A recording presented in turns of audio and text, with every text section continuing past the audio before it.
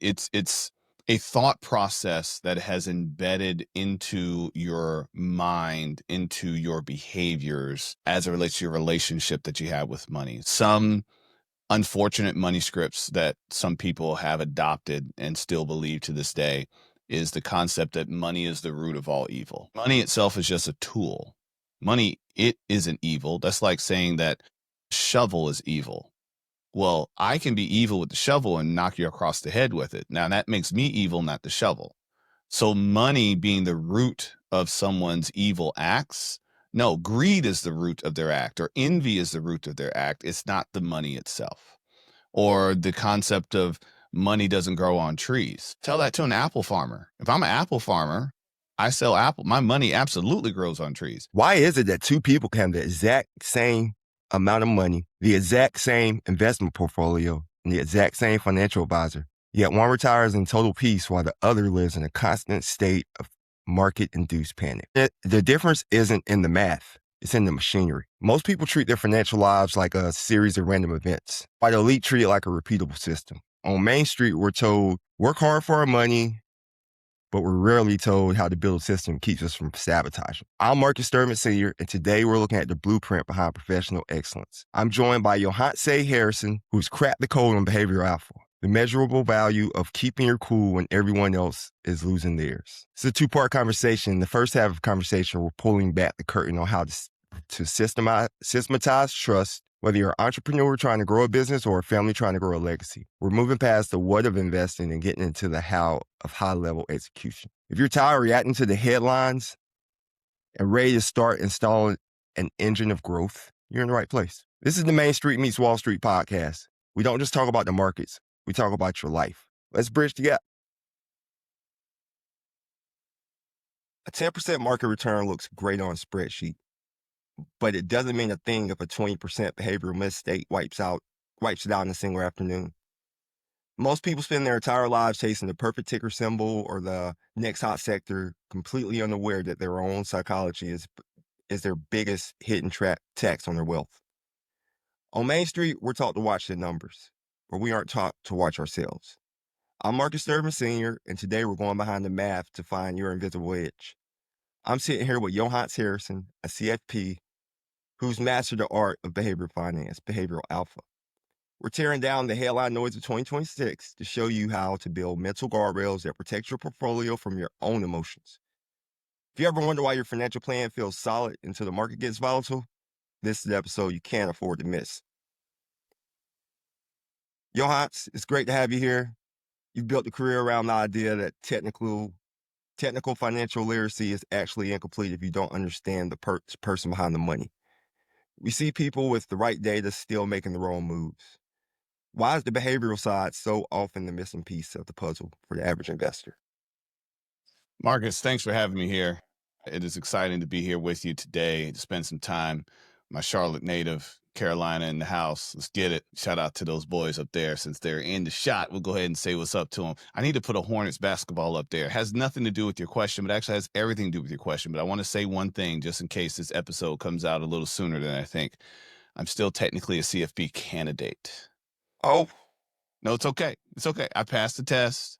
I got the experience. I just got to wait for the official results to come out and pay that fee, which supposedly is happening next week. So depending on how fast your editing team does, we good. But yeah, got all the components. So my message about sports teams has everything to do with the technical piece of finance.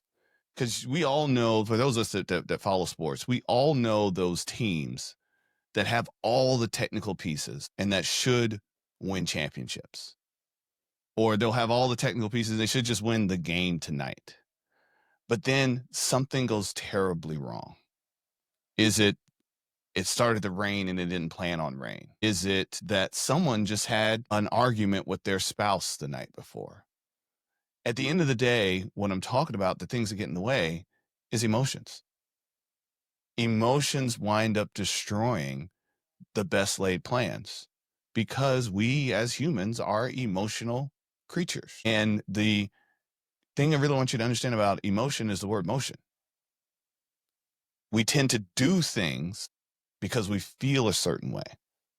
And that can, as you said in your intro, can destroy the best plan of making a 9, 10, 11, whatever percent rate of return, and all get blown out in a day or two because of emotions forcing us as humans to want to do something because things aren't going our way. Gotcha. Yeah, emotions, and that's good stuff. I mean, people generally, logically, you want to sell high, buy low, but emotionally, when we see the market go down, we people tend to do the opposite. They tend to sell low and then come back and buy high, jump in and out of the market. Trying to time the market is not a good plan, not a good move. We'll get deeper into you and like you said, the Charlotte connection a little bit later on. We're coming out right now for those listening.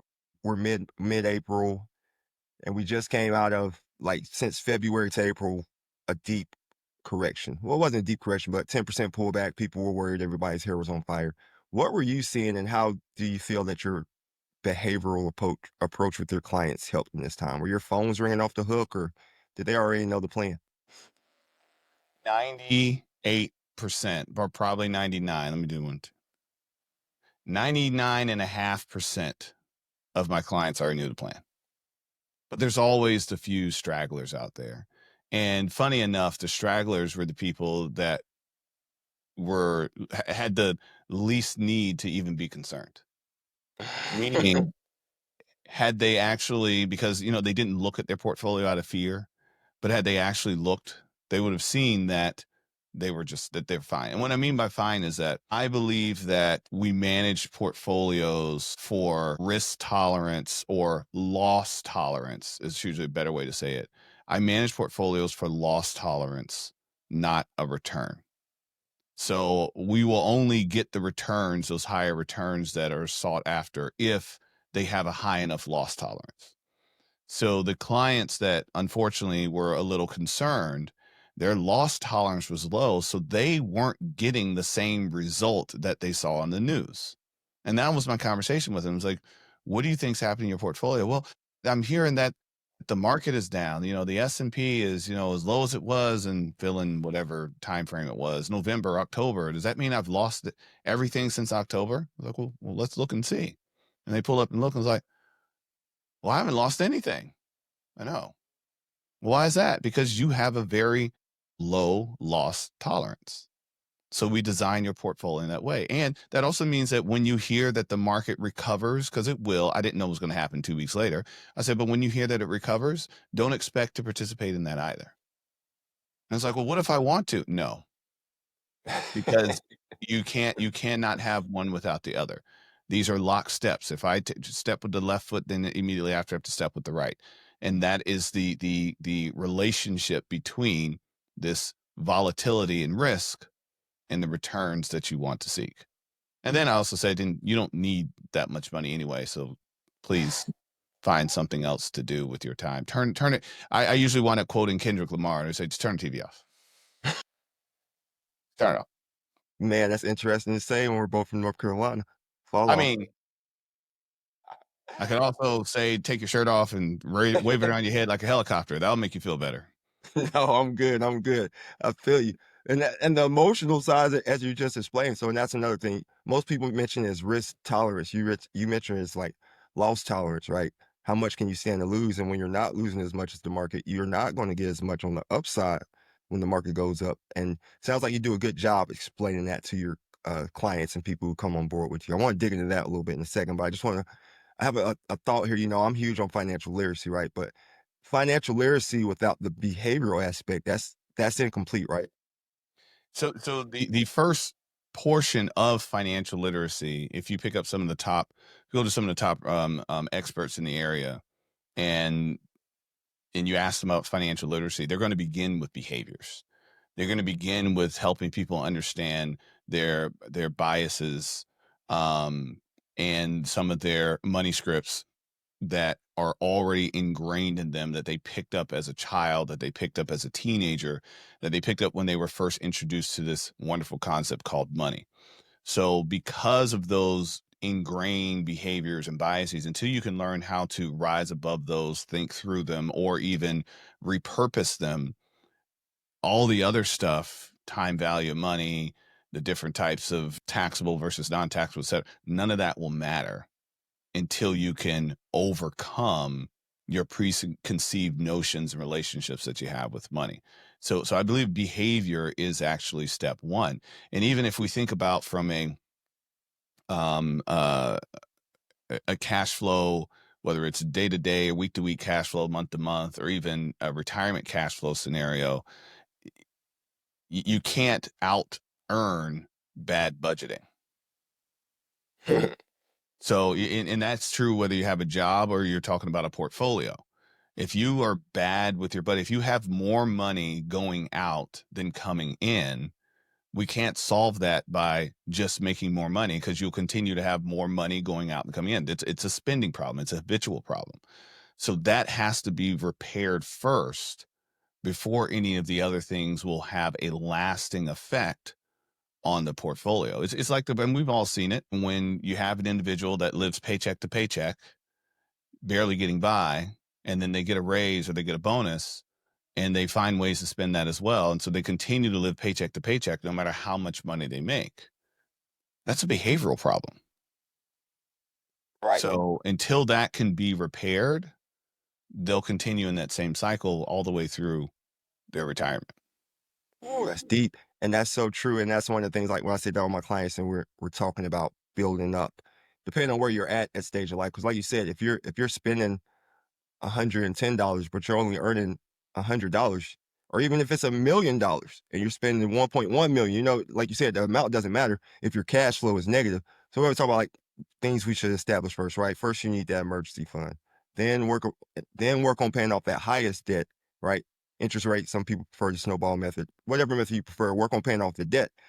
They'll usually say, why not pay off the credit card debt first? That goes to your behavioral set right there. Because if you're already in the habits of running up this credit card, you'll get close to paying that credit card off and something's going to happen. You won't have any Always. cash, right? And you're No, going to put it back on the credit card and you're right back there again. yeah, it's a scarcity mentality. The way I like to share with it is share on the whole credit card and debt concept is the reason you're in debt is because you didn't have money. Let's just establish that. The reason you're in debt is because you don't have money. The reason I owe on my truck is because I didn't have the money to pay cash. If I had the money to pay cash without destroying the integrity of my other financial plans, why would I borrow? Why would I borrow for a house if I just have the cash to pay for the house? Now, yes, you can get into the whole, well, using other people's money and time value money and interest in it, whatever. You have debt because you don't have the capital to pay cash, period. So until you can have the cash for the emergencies, for the urgencies, and for the things that other people make you feel are important right now, until you can have the cash for those things, you'll always find yourself in the cycle of debt. So I'm a firm believer that getting out of debt starts with having cash first. I freak clients out sometimes. So I'll meet, clients every now and then, usually referred. It's like, can you really help out my brother or really help out my sister? They got some debt they need to pay off. And it's like, okay, that's not so much my line of work anymore, but I want to help people. And I'm like, okay, I'll help them out a little bit. And then I'll tell them, hey, for the next 90 days, you're only going to pay the minimums on these cards. Oh, but the interest and this and that and the third. I say, yeah, but your bank account has $8 in it. You put all that money on that credit card, you know what's going to happen tomorrow? You're going to wake up with a flat tire. How did you know? That happened last week. I said, because it tends to happen to people that live in a scarcity mentality. You'll be surprised how the amount of emergencies that happen when you have money surprisingly tend to go down. But when you don't have money, you're living in fear of the emergencies all the time. So you're giving that energy. So guess what? Universe just lets it show up for you because you're looking for it. It's the whole seeking you shall find. You're looking for problems, and so the problems keep showing up. But if all of a sudden you start looking for solutions, and the solution is, I'm going to have this money set aside, for some reason, the amount of problems start disappearing. It's not more money, more problems. That's not what they meant when they said it in the song. They were talking about something totally different. Okay. It's actually when you have more money, it helps reduce, you have the ability to cover those problems, or they are not problems. Cars break. They're not built to last forever. So it is not yet. Is it a inconvenience that you have to change your tires? Sure. But tires don't last forever. It only becomes a problem when you don't have the money to pay for the tires. When you have the money, it's like, oh yeah, it's time for new tires. Right. So that's when you seek the problem, you'll find the problem. It's a conversation me and my wife have far too often. If you're looking for a problem, you can find it. Same thing with me. If there's something you're trying to find, you'll uncover it. But also, what you mentioned, these people have cash reserves, the ones who don't see these as emergencies. What is an emergency? I was quoted in an article with Newsweek a long time ago, and it was speaking about a mother who's wanted access to her full-grown daughter's bank account at any time that she could just take out for emergencies. And yeah, man. And the daughter was like, "I don't think that's good." I'm And I not was saying, invasion like, of privacy. Geesh. right. And I was like, one of my big things is what is judged as an emergency, right? Different people see different things as an emergency. So if you have the funds to get those new tires and you probably already budgeted for them, that's not really that emergency when your tire goes flat, right? You mentioned something that a lot of people probably don't hear a lot: money script. Can you elaborate on what the money script is? And then can you tell us a little bit about what your money script is? So a money script is an a idea or um, um, it's a thought process that has embedded into your mind, into your behaviors as it relates to your relationship that you have with money. So some unfortunate money scripts that some people have adopted and still believe to this day is the concept that money is the root of all evil. When money itself is just a tool, money, it isn't evil. That's like saying that a shovel is evil. Well, I can be evil with the shovel and knock you across the head with it. Now that makes me evil, not the shovel. So money being the root of someone's evil acts, no, greed is the root of their act, or envy is the root of their act. It's not the money itself. Or the concept of money doesn't grow on trees. Tell that to an apple farmer. If I'm an apple farmer, I sell apple. My money absolutely grows on trees. Actually, one of the first concepts of money back in the in the old days of South America, were cocoa beans. Money literally grew on trees. Okay. So, and I believe that money does. I mean, the idea of my money making money is the same idea of an apple tree producing apples. So the money tree concept, I actually believe that. So those are money scripts. So that's how the relationship that you have created with your money, and then how that influences your behaviors today. So I believe that we all have the power to rewrite our money script, but it starts with, as we mentioned earlier, understanding what are the biases, what are the behaviors, what are the thought processes, what are the emotions that have already associated with money. Some people have emotions, like I said, greed, there's fear, the envy, scarcity. Some of those things were ingrained in us when we were very young. It was ingrained in me when I was young because I watched my family, my parents suffer financially for a long time. I woke up one morning and our car had been repossessed. And my father didn't know how to explain to me that what had happened was that he didn't make the payments for 3 months. I'm running around like my hair's on fire, like, oh, Dad, somebody stole the van. And he's Mm. like, just take the bus to school. And I'm like, but someone stole the van. And, it became a moment where he's getting heated with me, like, bruh, just take the bus. Yeah. I'm like, the bus is gone already. That's why I usually drive to school.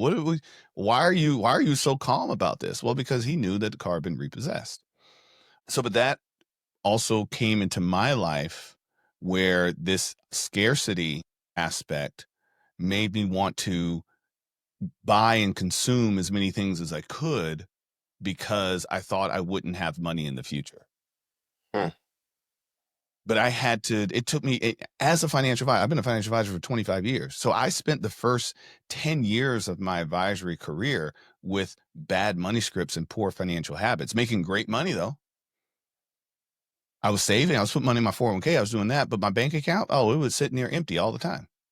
Hmm. My credit cards would sit with higher than average balances all the time because I was constantly, and I was playing the whole keep up with the Joneses, another money script, because I was in those situations where, oh, I finally have it now. I want to enjoy it because somebody might take it from me. So I had to work through that. And that's the same thing that I do as a financial advisor, is to help my clients understand what are those values? What are those behaviors? What are those goals that you already have? And what are the biases around those? Why is it that you're coming to me saying, hey, I don't know if I'll ever be able to retire? Well, you didn't just realize that yesterday. How long have you been sitting with that? Sometimes they've been sitting with that forever because they watched their grandfather or their grandmother or their mother or their father work until they die and never have a sense of retirement. So they think they have to sign up for the same thing. So I know I took a long trip to get to that, but that's what money scripts are, and that's how I help people kind of work through it. Got you. No, take your time, man. This is great information. Main Street needs to hear it. Like you said, you've been doing it for 25 years, and it took you 10 of those years to even realize that you were caught into your money script. You're like your own, what is it, test patient zero alpha case going through there. What was the hair club man? Hair club for men. President I'm and not only the client. president, but I'm also a client. Yeah, that one. Gotcha, gotcha, gotcha. Yeah, man. So I want to, you talk about your business, your financial planning firm. Talk a little bit. Let's go. I told the listeners that we would give them a chance to learn a little bit more about you. So let's go, like you said, 25 years. Talk a little bit about how you first got into business, then how you went into your solo practice. And your practice is, I heard you on podcasts, we spoke before. It's crazy with referrals. Talk about that referral engine, how you, that process. So, So and no rush. yeah, the referral engine began very early on. So I started my financial services career at Nations Bank as a teller. And as a teller at Nations Bank, part of my role was to refer business to the personal banker for loans and refer business to the financial advisor for investing. And this was in the late 90s, so the heyday of the dot-com era. And in referring that business to the broker, I was very interested in what the broker was doing because, we had these mutual funds and this was all phenomenon to me. And also back then CDs were paying like 6 and 8%. So there was that as well. But one day I just kind of wised up and I said, well, wait a minute. I got a t-shirt for referring $1 million. What did he get? And my branch manager was so graceful. She said, you know what? He wants to meet you. And so I went and asked him, simple question. I got a t-shirt. What'd you get? And he showed me his paycheck. And his paycheck was for 2 weeks was more than I made in the entire year. And I said, I'm in the wrong part of the bank, aren't I? And he said, yes, you are. So I was, I think I was 19, about to turn 20 at the time, still in college. And I got referred into what then was Bank of America's training program for brokerage for Series 7. And this was shortly after the Nations Bank and Bank of America merger, which I'm sure you remember back in the day, or you probably remember NC&B, North Carolina National Bank, and then that became Nations Bank and then Bank of America.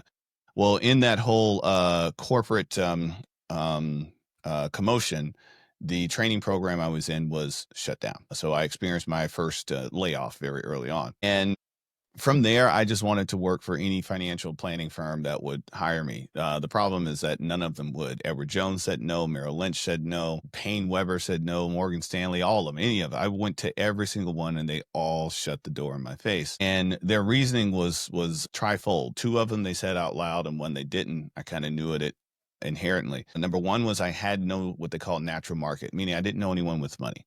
So if I got started as a financial advisor, I didn't have an uncle or aunt or grandparents or anyone I could turn to say, hey, give me, and also didn't have peers. All my peers were still in college. So most of them said, come back later and when you can find the market. And then the college thing came up. I didn't have a college degree. I was still working through that. And then the third one that was unspoken, but I knew it because we can pick up on these things and the questions they ask sometimes these interviews is I was a young black man in an old white man's world. I never got interviewed by anyone remotely brown or even female for that matter. So I knew that it was going to be an uphill battle. But that was also around the time that monster.com came onto the scene. And I had the ability to upload my resume and have access to jobs anywhere in the United States. And when I did that, I checked the box for financial services and I wound up getting an email from a small company, maybe you heard of them, American Express Financial Advisors. So American Express had merged with another company, IDS Life, and created their financial planning arm. And they gave me an opportunity to join the firm in one of 3 cities that were creating a new employee-based financial planning department. And so my choices were to leave Charlotte to go to either Boston, Dallas, or San Francisco. In my mind, Boston was too cold. San Francisco just sounded expensive. And Dallas and Charlotte tend to be on the same latitudinal line. When I looked at the map and I said, I'll go to Dallas. And so I quite literally put all of my stuff in the storage. At the time, my girlfriend was also pregnant. So I put all my stuff in the storage and drove to my first interview and made it to the second interview and then the third. And they basically said, if you pass your Series 7, your Series 66, and your Group 1 life and health insurance license, you get to have a job. But if you fail a test, you are fired. And I said, what y'all don't know is I am an awesome test taker. Uh, and so, um, Standardized. yeah, so I was able to pass all 3 and was able to start my practice, but I still had the same obstacles to overcome that I did not have a natural market, and a lot of their training was based on going through your natural market and asking them for referrals so you can start to build your practice. And again, I didn't have that. Didn't know anyone with money. I was in a brand new city, didn't know anyone in the city. And so I learned this referral script that was given to me, and anyone that was willing to have a conversation, I would offer them the referral script. And so I started to build my own market. Now, fortunately, since it was American Express, they also had some American Express leads.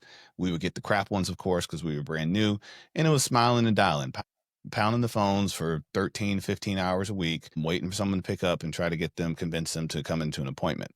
But anyone that was willing to talk to me or come in and meet with me, I would also ask them for referrals.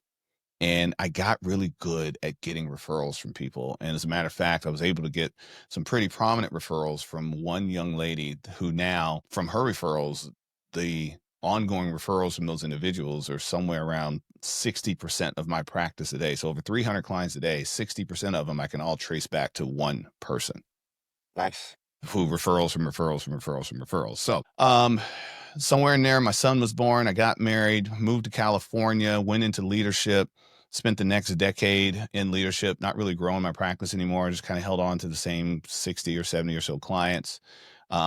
Started to get a little fed up with my life I created and the relationship that I had with now my ex-wife and my son, and the splitting the time and all that stuff, and then also building a new relationship with my wife today. I kind of my mother had passed away. My father wasn't doing too well. He had a stroke. I'm trying to help my sisters manage in their way out of the house and things of that nature. And I just realized that I'd lost myself in the process. And in that, I decided that I didn't want to be in leadership anymore. However, my leaders wanted me to be in leadership because I was a valuable leader, and we were at an impasse. And I said some things I probably shouldn't have said to one of my upper management, my regional directors, and he decided to fire me. Mm. And so I found myself in 2014, after almost 13 and a half, 14 years with American Express, and then became Ameriprise. I found myself in the unemployment line. And meanwhile, I had this core group of clients who had been with me for 13, 14 years that didn't really like the new advisor that they got assigned to. And so they were still calling me like, hey, what are you doing? Are you going to go somewhere else? And I didn't know what I wanted to do because I'd spent so much time in the firm. So I was lost for a little while. It took me about 9 months to finally say, okay, let me start my own firm. And that was thanks to a mentor that I'd had over the years. And I finally called him up and he said, I've been waiting on this call. Because, of course, I was in Long Beach, California, still kind of a small town in a big city. So everyone knew. And so he had heard the news that I was gone. And when I called him, he said, this is the day I've been waiting on. And so he sat me down and said, here's how you build your own firm. And I think in my mind, I'd made it up to be a lot harder than it really was. He was like, no, some paperwork. Fill this out, get registered, Mhm. find a custodian that can hold your money, and you're off to the races. And so it took me about 30 days, and that's what I did. And then called all those previous clients, and the right ones came back. And then I sat down with one of those prominent clients from early on in the day. And I said to her, she's an emergency medicine doctor. And I said, hey, I think I want to focus on emergency medicine physicians. If you were me, and you were starting a new financial advisory practice and you wanted to focus on emergency medicine, how would you go about doing it? And her response changed my life. She said, what are you doing this weekend? I was like, I don't know. What am I doing this weekend? And she said, come with me to a conference. It's called the Women in Medicine Conference for Emergency Medicine. And I'll give you a few minutes to say a few words. Like, okay. So I'm kind of a smart guy, I like to think sometimes. So I said, okay, what's the best thing I can do in this situation? I'm going to be a man in front of a bunch of women. Some of them highly educated, or all of them highly educated. Some of them making good money already because they're already practicing physicians, and others that are still working their way through residency. What can I talk about? I decided to talk about the pay disparity that exists in emergency medicine, which is real, still is real to this day. Not as bad as it used to be, but still is real. And apparently it resonated with the room because there were about 30 women in that room. 10 of them became my clients. Really? And they started giving referrals, and they kept giving referrals. Actually, I just got back this week from an emergency medicine conference out in Seattle. There's about 800 emergency medicine professionals, some of them residents, some of them medical students, and some of them, of course, attending. I've even started a podcast called Becoming an Attending, where I interview emergency medicine doctors, and they talk about their transition between medical school and residency, and becoming an attending, hence the podcast Becoming an Attending, wherever you get your podcast, by the way. So that's out there. So part of my role now is becoming just this voice in the emergency medicine space, because I've been working with emergency medicine doctors for 25 years. So I kind of get their vibe. I understand the struggles that they go through, and they happen to make pretty good money. So, we both make a pretty good living together by working with each other. So the referrals is really just about, number one, serving my current clients well, letting them know that I'm here for them and that I want to help them, helping them work through their own money scripts, their own biases, et cetera. And then just saying to them, hey, you were referred to me, and that's how this works. And if history repeats itself, will be excited to refer me to someone else that you also want to see do well for themselves. And so now it's to the point where the referrals come in unsolicited. I still ask via email once a year, but most of them just come in unsolicited. When I went to the conference, my clients that are already at the conference, they're dragging people to my booth. I set up a booth, pay a few $1,000s to have a booth there. There was 3 financial planning firms there. Mine constantly had people at the booth talking, meeting, greeting. The others, people would stroll by every now and then, but they didn't have that excitement there. And half the time I'd look by their booth, the advisors weren't even there. They got bored. Whereas I got to sit at or if I'm not at my booth, I'm getting texts. Where are you? I'm at your booth. I want to introduce you to someone. It's like, bathroom? Can I get a minute? So, but that has come from the culture that's been created around that concept. Whew. Let's take a quick breather. If you made it nearly 30 minutes into this conversation with Yohance, you're part of the high conviction group that makes this channel different. Someone asked me what's special about what we do. It's you. And the data shows that when people dive into our deep dives, they're staying for nearly an hour. And they're texting these links to their colleagues. So to make sure that everyone has this intelligence on the go, download and follow Main Street Meets Wall Street on Apple Podcasts, Spotify, Buzzsprout, anywhere you get your podcasts, or check out the YouTube channel, MarcusSturmanSenior.com. For those of you who need to move beyond the theory and into application of your own portfolio or firm, head on over to our website, theabcsquared.com, where we're just translating this institutional jargon you hear in the war report into actionable strategies for your personal money script. You can also check out Yohance over at The Money Script. We have a lot more to get into with Yohance regarding the psychology of a wartime economy, or just psychology in general, because it's like we've been at constant war with affordability here for the last few years. So make sure you're following us on YouTube and Apple so you don't miss the war's confirmation, interest rates, and all the things that's coming up. Now, let's get back to it. Man, that is a beautiful story. See that, and that's a thing that people miss. Like in there, there were a couple big things that people should take away from that. One is that you had a mentor who helped you and it sounds like he gave you the game, like sat down and just explained to you, like, this is what you need to do. Listen to what I'm saying and it'll work. Especially like when it came to setting up your business, because people spend a lot of money setting up RIAs, trying to figure out the way to go about it. And 2, if I'm doing back in the napkin math correct, you got like 180 clients from one person with referrals, right?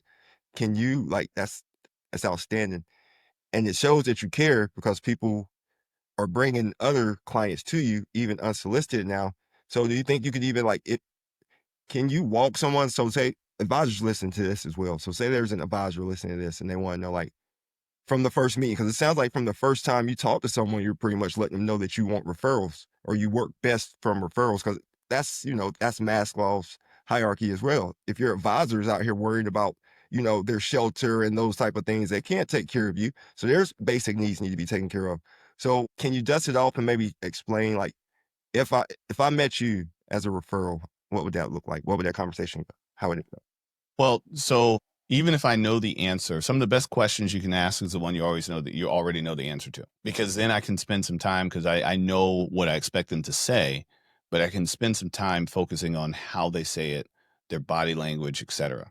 So even though I may know that you were referred to me by David, I'm going to ask you as soon as we meet, Marcus, who referred you to me? And go ahead, play with me here, Marcus. Who? David. Oh yes, it was. Wait, how do you know David? Oh, we played ball together on Saturday mornings. Okay. Is this something recent? You still play or? Yeah, we played, old man ball every now and then. Oh, okay. Okay. So you met him on the basketball court. I met him. Actually, I met David at the ER because I got hurt playing basketball. Okay. Okay. I actually spent some time in the ER. I got hurt playing basketball as well. Actually broke my hand. And I was an idiot and kept playing too. Like, it's fine. Kept going. By the time I'm done, my hand is the size of two hands, and yeah, found I myself in literally the done ER. the same thing. That's good. Oh man, well David's awesome. David's awesome. Yeah, he's there. He's the admitting nurse there at the hospital, right? I don't know what he was. I think he should be running the place. He was pretty He on top does. of He things. does frankly run the place. He does. That's awesome. That's awesome. All right. Well, Marcus, I'm glad we get to spend this time together to talk about your finances. And what I'm hoping is that since as David referred you, that you're going to have a lot of the same experiences in our relationship that David has had, and you'll be excited to tell other people about my services as well. Right now, let's talk about you. So what I did there is I established a rapport back to the person that referred, helping you solidify that the only reason you're here, the only reason you had access to me was David. Okay. And then I just very gently nudged you to say, if this goes well, you'll be wanting to shout this from the mountaintops as well. That's it. I've laid a foundation, a groundwork. You understand you were referred, and I've let you know that you're probably going to refer me as well. The ask now, at the stage of my career where I am now, I don't have the need to grow as fast as I did in the past. Mm-hmm. So my ask now will come to you 2 or 3 months from now in the form of an email. And that email will be after we've set up some accounts, we've done some stuff. It basically says, hey, this has been an awesome journey up to this point. It's so excited to work with you, Marcus, and help you reach your financial goals. As I mentioned before, I work primarily on referrals. You were referred to us by David, and my hopes is that you can think of someone that may be interested in my services. Here's what I'm looking for. Now my ask in the email says I'm looking for medical students that are transitioning to residency students that are transitioning, or not students, but residents. Well, they're still students that are transitioning into an attending, or a brand new attending that's facing, the financial questions of how do I manage my life at this new stage. So if you can think of anyone that fits in those categories, if you would send them an introductory email, CC me on that email, and we'll take it from there. I appreciate you, Marcus. I'll see you in the next session. So that's the email that you get from my assistant. I don't even send the email, but every person gets that email at least once a year. Nice. And the referrals roll in. Now, that's what it looks like now. In previous times, that would be a conversation, Marcus, that I would have with you, very similar to that conversation that I had with that doctor almost 10 years ago when I went independent. And I would say to you, Marcus, let's pretend that you are a physician. Actually, let me back up a second. Find a niche and double down on growing that niche. Yeah, I was And in going to that niche, mention that, like, it seems like you came out the gate with a niche. Like, you came out with a dot, like, your elevator pitch was already set up. you're not out the gate in 2001, but out the gate as an independent in 2015. Yeah, Mhm. I did. Now, did I still take on everybody else? Yes, but I was only willing to invest my marketing dollars and my marketing time into my niche. There's an old saying, it's silly as it sounds. I believe it. Your niche will make you rich. Okay. So once you have that niche, you're going to do 3 key things in that niche. Number 1, you're going to find an advocate or 2 that you already have in your practice that's in that niche. Number 2, is you're going to start asking directly to other people that may not be in that niche if they know someone in the niche. And number three, you're going to find ways to be in places where those niches already gather. That's why I go to the American Academy of Emergency Medicine conference every year. That's why I go to the Society of American Emergency Medicine. I may be saying that wrong, every year. That's why I go to the American College of Emergency Physicians. That's why I go to different I'm hosting a graduation for the 3 medical schools that are in my area for the Black students in the medical school. I'm hosting a graduation celebration for them. Really? Now, by the way, they're going into residency. They're gonna be making like $70,000 a year. Not the ideal client, but they're gonna get to see my face, get into my mailing list, and enjoy getting some financial literacy from me as they take on their first paycheck after spending the last 7 to 10 years in school. I'm gonna celebrate them for a night. So I'm going to places where those folks are already gathering or creating a gathering for them. If you can do those 3 things in your niche, you do it for 2 or 3 years straight and just keep doubling down, you'll become the subject matter expert, if you will. Probably shouldn't put that in quotation marks. You will become the subject matter expert for that niche in that field. And people your clients and your prospects will say, Marcus is the guy. I don't know who you're working with, but Marcus is the guy. Very. So early on, before I had it dialed in, Marcus, I would ask you, let's say you were that ER physician or that nurse or what have you, I would ask for the referral in person.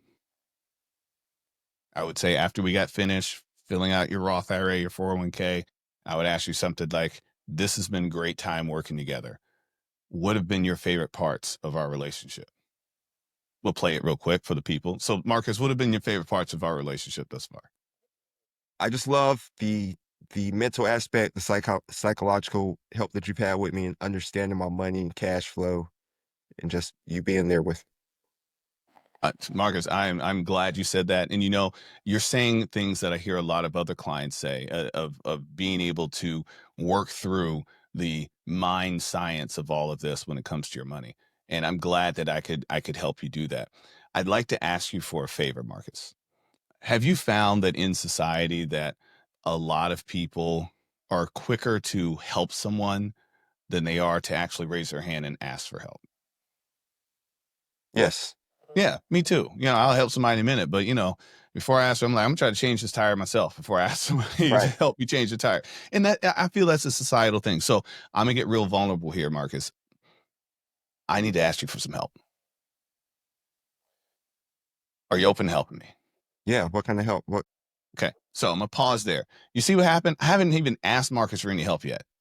But just because I did that whole setup, most people are willing to give help and ask for help. When you ask that question, 95% of people are going to say, yeah, what do you need? Now, for all I know, I could be coming back to him and say, I need a kidney, but I'm Yeah. not going to do that. And he probably knows I'm not going to ask for a kidney, but we already, we've kind of set it up to a place where he's like, okay, yeah, I want to help you. Marcus, back in the role play. Marcus, I'd like your help in getting to meet other professionals like you. And we can do this in a few different ways.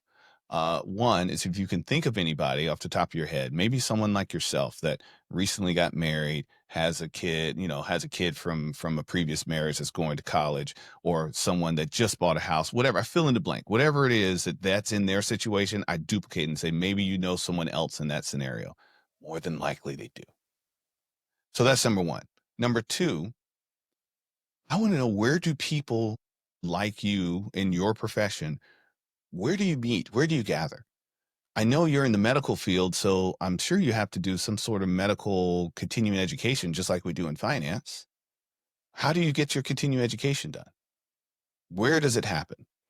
And then finally, if you were me and you were looking to build a financial planning business centered around people in fill in the blank profession, how would you go about doing it? And I just sit back and listen. I have a pen or something. I'm writing down whatever it is they say. I had one doctor one year, I asked that to. This was early in my career. And I said to her, she was an OBGYN. I said, if you were me, how would you go about building a planning career? And she said, oh, I'll just do what the pharmaceutical reps do. I was like, well, what do the pharmaceutical reps do? She said, hey, go door to door. Show up with, some bagels, some donuts, some coffee, whatever. They'll let you right in. I was like, So for a year, every Wednesday, I would go to Krispy Kreme Donuts, pick up a few dozens of donuts. I go to Starbucks, pick up a few pounds of coffee, and I would drive to a medical office park and I would knock on the door. And you know what? She was right. They assumed because I'm in a suit and I got donuts and coffee that I'm a pharmaceutical rep. They would lead me right to the kitchen of that doctor's office. I passed everybody like, oh, come on back. Don't wait out there, honey. Come on back. Next thing you know, the nurses are in there. They're grabbing donuts, grabbing coffee. And like, oh, so what drug you repping today? Actually, I'm a financial advisor. I work with Dr. So-and-so. And she said it'd probably be a good idea to come over here and meet with Dr. whomever. Okay, let me get the doctor for you. It's that easy. Now, guess what? Guess what? 0 clients from doing that for a whole year. But you know what I did get really comfortable with? Talking to strangers, talking to doctors, also getting chased out of buildings by security. I got good at that too. Um, however, that was in 2003, 2004. Last fall, I'm hosting the fundraising again, showing up to where people already are. I was voluntold as a speaker. They're like, can you be the host for our annual fundraiser for the National Medical Association chapter that's here in Dallas? Nice. Sure. Okay. Doing my thing, hosting, we're raising money, we're having a good time. As I'm walking around between some of the intermissions, a doctor comes up to me and she says, you don't remember me, do you? And like, lady, there's like 800 people in this room. I mean, Yeah. I'm sorry, I don't. You knocked on my door with donuts and coffee 20 years ago. And then it hit. I was like, because she was someone that actually we started to go down the path and then she went in another direction. And she said, I wish I had listened to you back then. Mm. And I was like, wow, talking about full circle moment. So now she still hasn't scheduled her next appointment. There's that. But the fact that I left a lasting enough impression on her 20 years ago that she was still thinking about the things I said to her that she did not take action on to this day. And for her, I was trying to get her to set up a 401k for her employees back in 2004. So apparently, I don't know if she ever did it, and I didn't ask her in that moment. But she said, I wish I would listened to you. Yeah, the 401k is good too. That's thorough and that's intentional. And like you said, you spent a lot of time in your process, I'm sure, iterating it with more iterations till you get to the point where you're at now with your referral your referral process. And a lot of that, like you said, is process. So it seems like you have a lot of process inside of it. I know we're running up on time here. I want to take another couple seconds here. Like you said, you have 300 clients or 300 households. I know we both use, well, I'm assuming you use Altruist. I use Altruist for a custodian over here. Both use Altruist. Generally, when we talk about the markets here a little bit, we kind of just went down your journey because it's so cool and so like expansive. But back in February, when all this market stuff started to happen, there was a huge, one of the things that happened in there was Hazel. You've used Hazel a good bit. People seem to think that Hazel is coming for financial advisors' lunches. I think Hazel is a tool to help enhance financial advisors. Um, what what would you share with anyone about Hazel? Maybe how it can help, or the pros and cons, and if it's coming to the fence destroying the economy. I am a huge believer that, and let's look at it the big picture and not just single out Hazel. But let's just look at the AI as a general. And I think this is true for most professions, is that the AI tools will replace the professionals that don't know how to use it. Say that again. AI tools will be replaced by the people, the professionals that know how to use it. Okay. So the tool itself isn't going to replace anyone, but the people that know how to use it will replace those that don't. Full stop. Mic drop. Okay. So professionals, if you have AI entering into your space, I encourage you to learn how to adopt it and use it quick. I mean, unfortunately, though, there are some professions that will get replaced by the computers and technology. But that has been true since the dawn of time. Because don't forget, horses were all replaced by cars. Okay. But we still Now, have horses. we still have horses, but one could also say that we thought that Uber was going to replace all the taxis. Hey, we're going to pause the strategy for just a second.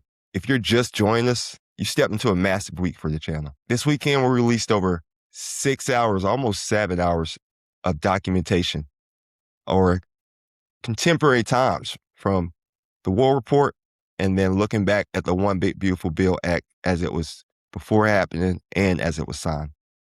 Response has been unprecedented. We've clocked a ton of watch hours.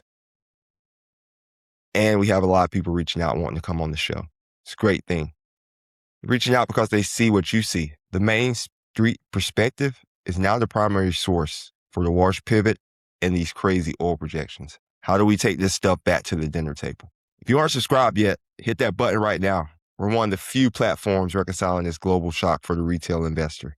Don't just watch the news. Understand the ledger. Back to the great conversation with Yohance. Now, yeah, you could say that some taxi companies aren't worth what they used to be, but a driver is a driver is a driver. So the technology, it just shifts. It shifts over time. So I encourage, from an advisor perspective, having these tools. And by the way, the medical field is having the same conversation. So I'm sitting in on their CMEs. They're having the same conversations we have in the exact same way I said it as well. Having a note taker enhances and improves the relationship with the client because you allow your brain to not have to remember things it can just read. I don't have to remember all the kids' birthdays that my client said. I don't have to remember. For instance, I'll give you a great example, and I've shared this in several instances. I have a client that just celebrated their 60th wedding anniversary. 60. That's a big number. Especially today. Well, I had an R&D conversation coming up with the client, and I'm using Hazel to prep for it. And one of the things that Hazel said to me, because it was just reading it from my notes, is that it's the couple's 60th wedding anniversary. Had Hazel not pulled that from deep in the recesses of my notes, and what it pulled it from was the fact that 5 years earlier, when I met them, it happened to be their 55th. And you think I was counting for the 56 to 57, 58, 59? It's like, no, I wasn't, because COVID was also happening in that time frame. So I wasn't counting. But I got to start the conversation with happy 60th wedding anniversary. And she cried because I remembered. And I didn't have the guts to tell her that I didn't remember. Hazel did, but I can read. Well, that's very cool. But what it led to was her giving a referral, actually. Because she started to tell what she's doing. I created a conversation. What are you doing? Oh, we're actually going out with this other couple. It's their 50th wedding anniversary. We're going to celebrate together 110 years. As a matter of fact, I should probably introduce you to them. I mean, sure. Here, I'll send your info right now. Oh, okay. Thank you. I didn't even ask for it, but it all started with me leading with that empathy. Now, that's something the AI could have sent them an automatic happy anniversary. It wouldn't have got the same response. Right. The AI prompted me to be a human and to say, happy 60th anniversary. So that's where I'm saying the folks that know how to use and implement the AI as the note taker to be able to read notes and regurgitate data and parse data down to ways that it's usable and actionable, they're going to be able to attract and keep more relationships than the people that are still focused on old means that are during the meeting. Because I know a lot of meetings have been happening on Zoom since COVID, but if you're spending the whole meeting with your eyes down because you're looking at what you're typing and all this other stuff versus looking at the body language of the person that's in that Zoom meeting. Or the same thing of when you're in a meeting with them face to face. If you have your note taker there and it's recording the meeting, and you're able to look at them instead of looking at what you're typing and doing all these other things, and you can actually have the human connection, being confident that the conversation is going to be captured so you can go back and you can parse through that data later in order to create your financial plan, you're going to have better outcomes, I think, in the long run, because you're going to pick up on some of those little things that sometimes as a human you will miss. So so with Hazel, yes, I've been to Hazel a little bit longer because I was in what do you call it, the beta testing for it. But Hazel is a great tool. There's other great tools out there as well. Not to, I'm not just gonna make this a Hazel commercial. They do pay me though. So No, there's no, my go deeper on Hazel. It's fine.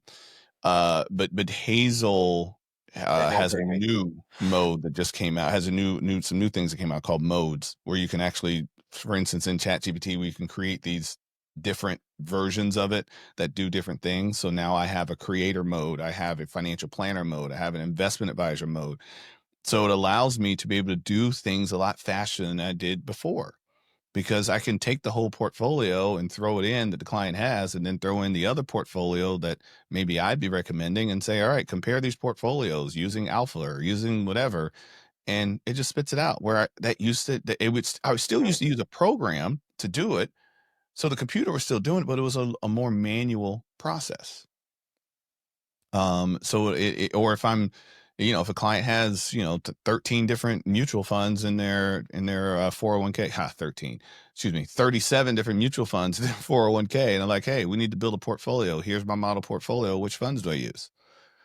Why would I take the time to do that when typically I was using a Morningstar, I was using a computer model anyway? And Right. guess what Hazel's doing? It's gonna go look at Morningstar. Looking at Morningstar, this is it's saving time, man. It's saving time. Saving money. It's saving so much money. So I can spend more time with my clients. So I can spend more time giving my clients either virtual hugs or real hugs, because I don't have to spend the time with all the other stuff that, again, it's going to get done, has to get done anyways. But now I just have a faster way of doing it. It's like, if someone to say, hey, I don't want to use Hazel, or I don't want to use any of the note takers or the Zox or what is it, Jump AI, any of them, that's like saying, I don't want to use that printer, I'll use the typewriter. And the typewriter, don't get me wrong, the typewriter, given my age now, I had a typewriter. No typewriters. Okay, so for those that know typewriters, or listeners, for those that know typewriters, but do you remember the word processor? In the word processor, we went from typing one letter at a time on the page to they had a chunk of characters that you could store in that word processor, and had a tiny little screen that only showed 2 rows of characters at a time, but it would tell you how many you get, like, I don't know, I'm make it up, 700 words or something into that little tiny little box there, and then you could hit one button and then it would just print. But once we got a word processor in our house, our typewriter gathered dust. Yeah. No one ever said, "Oh, let's go pull out the old typewriter." No, we're using a word processor. And then when the computer came in, it was a brother processor, it gathered dust. I never once said, "No, no, no, no. I don't want to hit print so it prints my entire book report at once. I don't want to see all the pages of it on the screen. No, I don't want to do that. I want to go back to one letter at a time, because it feels natural. It feels human." No. No. I feel the same way about Hazel. I don't want to go back. I don't want to spend that time that now I spend. I'll share this and we get off of this for a second. And if this doesn't hit home for folks, then find a different home. The time that I've saved by implementing Hazel into my practice has afforded me the ability to become my daughter's soccer coach. Nice. Now, I have 2 kids, okay? For those that are listening, I'm pointing to the picture of them behind me. Beautiful children, man. One's a 24-year-old, okay? Learning how to be an adult human. The other will be 9 in a couple weeks. And time is the one commodity that I cannot renew. I can go to sleep and wake up with more energy. I can eat, I can get more energy. I can drink coffee and get some sort of energy, I think. I think that's what I'm getting from it. I can make more money. I can spend it and make it back. I can invest and make more. but there is nothing I can do to create more time. All I can do is make changes in my life today so that I'm able to assign or align, do things to do with the time that I don't have to spend doing the thing that I used to do with that time. So implementing Hazel has saved me over 900 hours a year. Wow. I decided to give 80% of those hours to my daughter. My days end early on Monday, my days end early on Thursdays, and then we got games every weekend. And Wow. How's your team? we've lost every game. So that's also the joy in it. Because hey, I got something to look forward to. And but we're not last in the league this year. We are next to last. Oh, okay. What? I So, got you. Got you. but I mean, they're 8 and 9-year-old girls. I got you. No, I trust me. I understand. I got a whole flock of children around here running around too. That coached my 6-year-old's team. We won the championship this year, just so you know. But it was Okay, so basketball. I did that with basketball. So I did it with my daughter, yeah, but basketball was just one day a week. We didn't have practice. So soccer's real. yep. So soccer, we're practicing all this stuff. So, and I had a little. I have a little ragtag bunch. They're starting to come together. They're starting to come together. It's It just is. crazy how life changes to where like that's like you said, 20 years ago when you were at Ameriprise, like you weren't there was no way you were going to take off and be able to coach your son's team. You had to eat and kill what you were eating. What? Well, yeah, no, and that was actually what forced me. One of the things that forced me out of leadership is that my leadership obligations, I had no control over my schedule. And so my son, when he became a teenager, he got heavily involved in theater. And so I wanted to be at all of his theatrical events and be there with him at practice. But I could only do that when I had control of my time, which I didn't until most days after 7 o'clock because of just what was involved in managing an office of advisors. And that's ultimately what kind of led to my demise there is that I wanted to have, so I started to take the time. I didn't have a tool to adjust my lifestyle. So I started taking the time, and that's when the conflict was created. But now I have a tool that can help me adjust my lifestyle. So then I can so I can just have not take it, excuse me, let's change my language there. Now I don't have to take the time. I have the time. It's there for me, and I get to choose what I want to do with it instead of saying, I got to move this to this and take away from this and that. No, it's like, wait, I didn't spend any of that time doing research this week. Huh. Interesting. I wonder what I'll do with my time. Let's go play some soccer. Yeah, time's a very valuable thing, man. That's a beautiful story. And people don't that doesn't hit with anyone. Wait till you have kids, you'll understand. There are probably maybe some listeners who don't have kids, but I think most of our listeners probably have some children. If you don't have kids, no, there's someone that you love.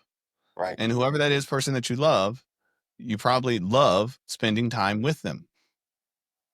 How much more fulfilling would your relationship be with that individual if you could offer more time? Exactly. And if you're taking it from somewhere, it's like, now you're just putting something off. You're saying, instead of going to the gym, I'm going to go hang out with you. Well, now you're putting off your own health. Or, I'm going to move that meeting. Well, now that meeting, you still got to have that meeting eventually. But if all of a sudden you are able to do things differently, so you just have more time, now you get to choose how you want to fill that time. So that's what happened. I looked at, actually, I'll say one other thing on it. So then back to the note taker.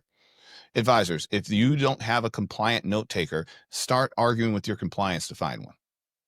Because there's Contio now, which is much different than some of the other ones. Of course, I said there's Jump, there's Zox, there's Nitrogen has a note taker. There's so many note takers out. Wealthbox has a note taker now. Everybody has a note taker. But the note taker and the note taker's ability to create my follow-up emails with a click of a button, that allowed me to see more appointments per day. Because I used to keep 30 minutes to an hour post every meeting to do all the follow-up stuff. Well, now I have maybe 15 minutes in between meetings. So all of a sudden, instead of it taking 8 hours to do 6 meetings, it's now taking 5 hours to do the same 6 meetings.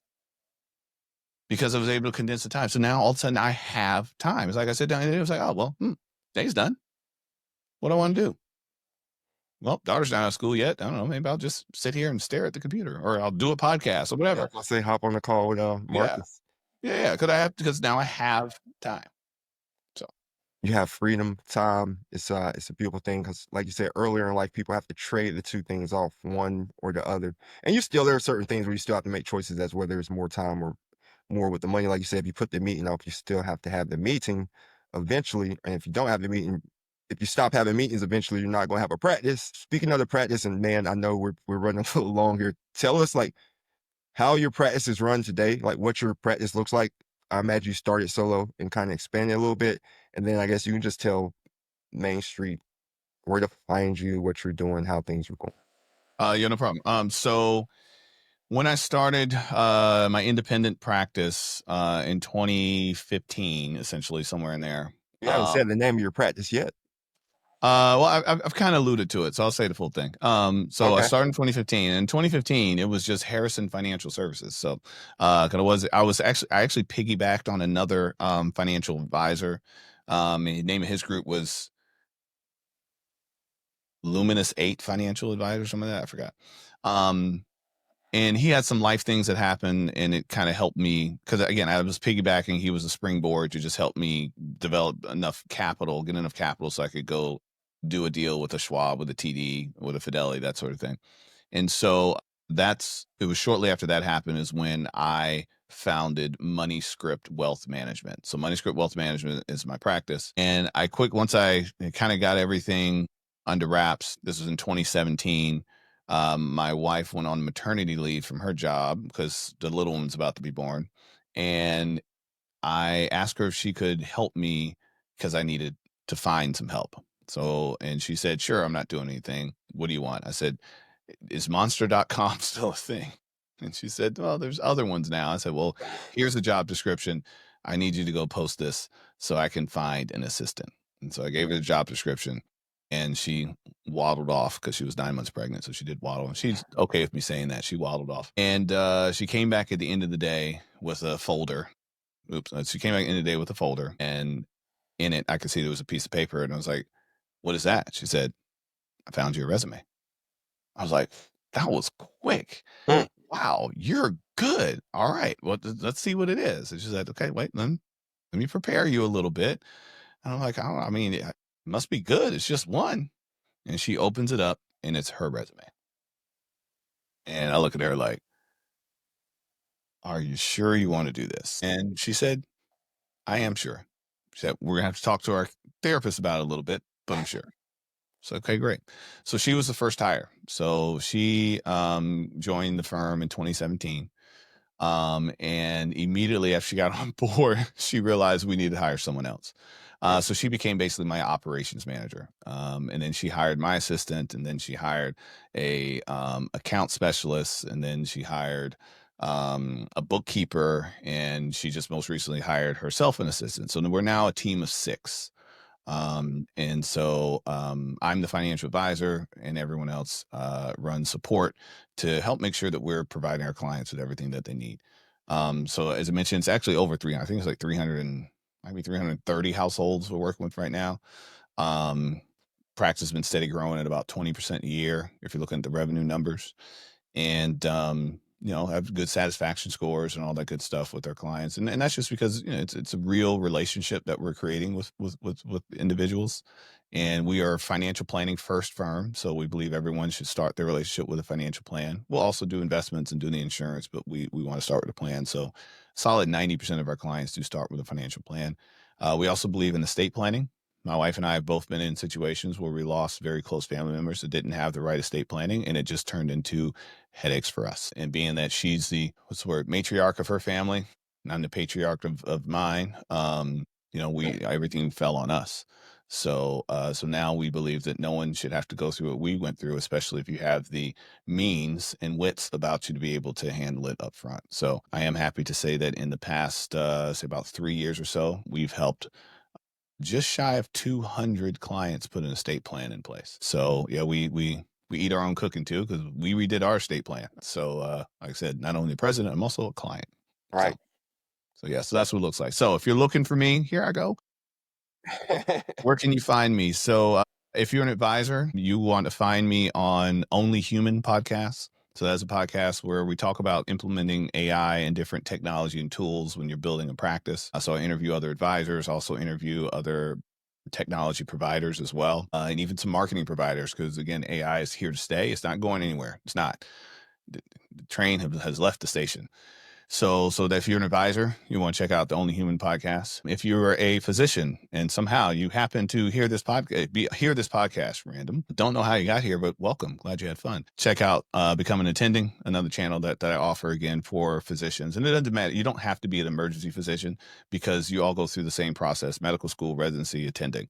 And so we talk about the financial mistakes that are made during that time. And then if you are just a regular old individual that's not an advisor, not a physician, and you just want to pick up some financial literacy, I do have the Money Script podcast where I interview people from all walks of life. And we talk about money scripts. We talk about behavioral finance. We talk about just money in general. And so I like to interview people from all aspects. I've got an author I'm interviewing later that's they just launched a book. I've got couple NFL, ex-NFL players I've interviewed as well, talking about their journey coming from the NFL and their new business that they're creating. So it's just, like I said, it's a little bit of something for everyone. And I do that one just because I love educating people in financial literacy. Very cool, man. That's good stuff. And you didn't even mention, let me make sure I say this right. Your book, let me make sure I say this right. More Than Money, Volume 2. You're co-authoring a book. Tell the viewers about this, listeners about this. More Than Money Volume 2 is a collection of financial advisors that are telling stories that they have, or experiences that they've had with clients. So we each came up with a client story. We got together as a cohort and we came up with client stories, and we kind of voted on which ones we thought were most impactful. So I wrote a story called When It Rains, It Pours. It's about one of my physicians who had to go through Hurricane Harvey when she was first starting her job as a physician in Houston. So I won't give away too much in that. If you want to check out the book, it'll be out in July, I think is when it's coming out. But like I said, it's a collection of stories, and it was a springboard for me so that I can have the confidence to write my own book. So that's what I'm working on now, which is going to be similar to the collection of stories, but really just my own stories. So my stories, some client stories, and then some financial lessons that are woven in between that. Very cool book coming out in July. When do you have a title for your book, or is that a secret? No, I have a few working titles. The working title right now that I'm kind of feeling it, kind of not feeling it, and everybody's gonna have their own opinion on it. But the working title right now is God's Gift. So my name, Yohance, the phonetic pronunciation, it's Swahili, and it's Swahili for God's Gift. So that's kind of the working title right now, and kind of one that's been at the top. So I don't know. Something else might come as I'm going through it, but that's where we are right now. Okay. Very cool. And that's what, next year sometime? I don't know how I long it takes hope. to write a book. I mean, I will admit, I didn't keep to my writing schedule while I was traveling, so now I'm technically 7 days behind on my writing schedule. So, no promises on that.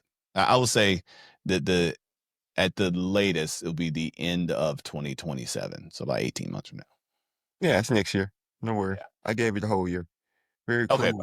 Yeah, very cool, yo. Say the phonetic pronounce. Yohance. So I'm cool with Yohance, Yohance, or Yo. If you say Yohance, we're gonna have problems. You have to feel these hands. So yeah, Yohance, Yohance are the phonetic pronunciations that I'll accept. Are we on the It Is What It Is podcast? You grabbing people and throwing them down like you did, Cameron? Hey I don't man, know if you've seen that, but you I should look that one just up. saw it. I was like, whoa. I mean, that's kind of what you expect between him and J. Cole when they got together. But yeah, I still have questions. I still have questions to how real it was. Right, it kinda looked like Will Smith's slap for those who like, when you Yeah, first saw him, you're like, "Was that real? Was that?" I guess time will tell. I mean, they are going to WrestleMania. I digress. yeah. I mean, yeah. So Yohance, if, I really thank you, appreciate, your time. For those who don't know, I've stolen Yohance way more of his time. Like he just mentioned, that's one of his most valuable commodities, as it should be with everyone. Anything else you wanna tell Main Street, Yohance? no, I want to tell Main Street that Yohance. you have now been given some strategies, some ideas, some tools. So you get to remove a couple of excuses right now. You can't say you didn't know. You can't say that there wasn't any resources because you just got it. Okay. So now, as we say in the old sports analogy, the ball is in your court. So I hope that you do something with it. Now, remember, you can pass it, you can dribble it, you can shoot it, or that's for basketball or soccer. You can also run with it. That's for football. But it's yours now. So choose wisely, but please do something. There you Do go. something. Just don't fumble the bag. He just told you how to get it. So Main Street, Heart meets Wall Street Smarts. Main Street meets Wall Street podcast. Thanks for having you on, Yohance Harrison. He's a monster. And we didn't even have a chance to talk about the CFP and all those things. So we'll have to have you back on again, man. Well, yeah, so once it's official on there and I can put it at the end of my name, we'll talk about it again. Gotcha. I don't know. This is coming out next week, so we'll see. Next week, so we'll see. All right. Congratulations and thank you. Thank you.